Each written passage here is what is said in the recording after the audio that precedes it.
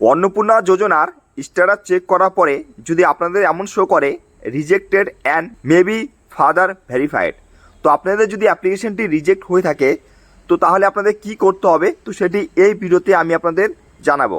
তবে এই পোর্টালে সেই রিজেক্টের কারণটি জানানো উচিত, যাতে অ্যাপ্লিকেন্ট যিনি অ্যাপ্লাই করেছে অন্নপূর্ণা ভাণ্ডারের জন্য বা সেই পরিবারটি জানতে পারে যে তাদের এই জন্য বা এই কারণের জন্য তাদের ফর্মটি রিজেক্ট করে দেওয়া আছে।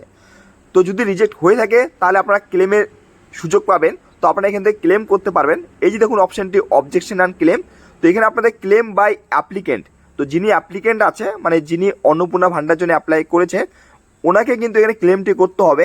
যে এই দেখুন যিনি অ্যাপ্লিকেন্ট জাস্ট টিক করবেন, যিনি অ্যাপ্লিকেন্ট ওনার উপর জাস্ট টিক করবেন পাশে ঘরে।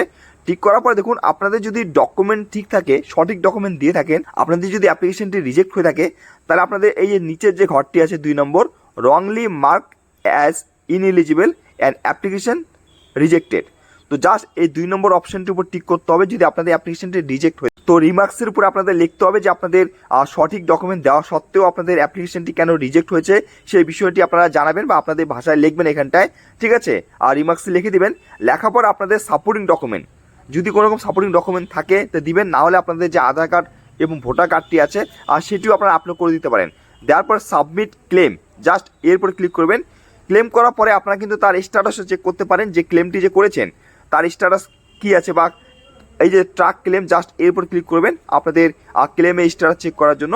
তো এইভাবে আপনাদের যদি ফর্মটি রিজেক্ট হয়ে যায় তো আপনারা ক্লেমও করতে পারেন।